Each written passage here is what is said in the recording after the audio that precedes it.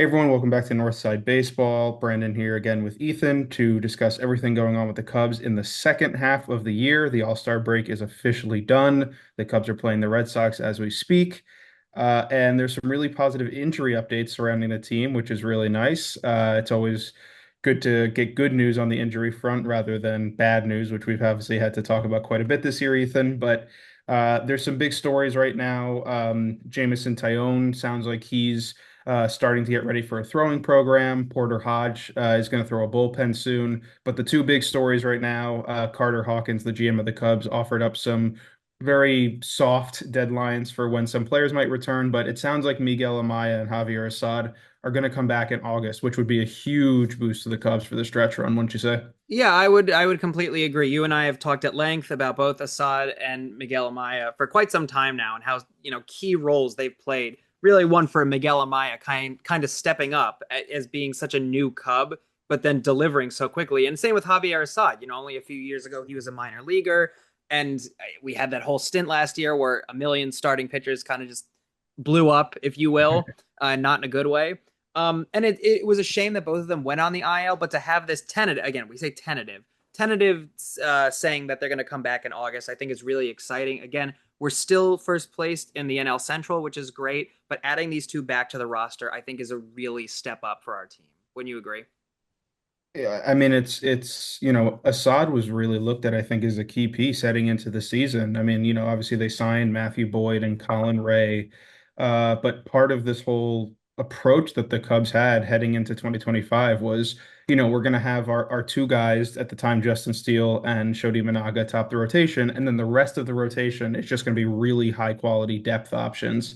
And then Assad, in spring training, pretty much went out for the year with his oblique injury. And now it sounds like, he missed obviously the whole first half. He's finally going on a rehab assignment now at the start of the second half, which is big news for the Cubs if he's even close to what he's been the last couple of years. He obviously hasn't been an ace, but a guy who's a valuable, fourth or fifth starter is really, really important, especially heading into the trade deadline where, if you know that Assad's coming back, maybe you don't have to reach so much on a trade option and trade so many prospects to get the only guy that you really want. So it's really, I think he's the big return. Miguel Amaya's return would be great. He was having a really strong season before he went down with his injury.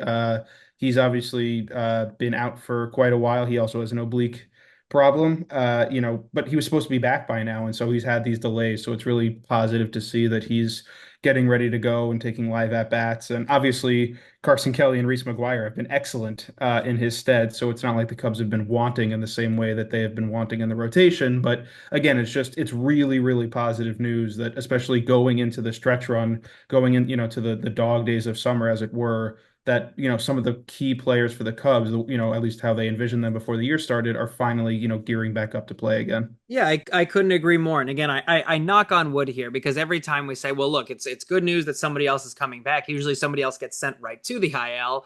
And again, we're coming up sooner rather than later. Before you know it, it's going to be October and we're in the World Series. So I think that, am I wrong? Like, I mean, if we get to the World Series. but you know what I mean the Yeah. playoffs. I really mean Yeah. the playoffs. But I have high hopes for the Cubs, as you can clearly tell. But again, I think it's having these two players back after we've just had a massive like stint of oblique injuries. I don't know who's betting on obliques getting injured this season, but it's clearly someone, and they're rolling in dough.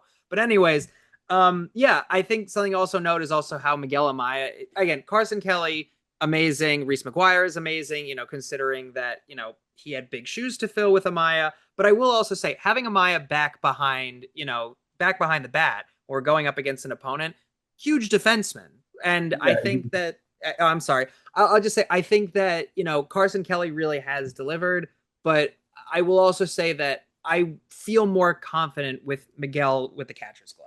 Yeah, he's definitely, I think in terms of, the defense, obviously it's hard to necessarily grade catchers defensively, but in terms of calling a game, I think Cubs pitchers are really comfortable with Amaya behind the plate, which is a testament to him that he's become so, adept at that skill at such a young age. But again, And again, not to overshadow the fact that Jamison Tyon's returning, that'll really help the rotation as well. Porter Hodge could return. And obviously, if he looks a little bit like he did, in the beginning of the season, that really helps the bullpen. And again, this just all sort of folds into the idea of like, the Cubs have needs on the bench, in the rotation, and in the bullpen. If all these guys return, probably not before the trade deadline, but if all these guys return and are effective, that kind of solves a lot of those issues, in sort of a domino effect. So, we'll see what happens. Obviously, none of these guys are returning tomorrow. These guys probably won't be back until August at the earliest, but it is a positive update. It is a good sign that, these guys that have been out for a while are starting to make their comeback attempts. They're going on rehab assignments. So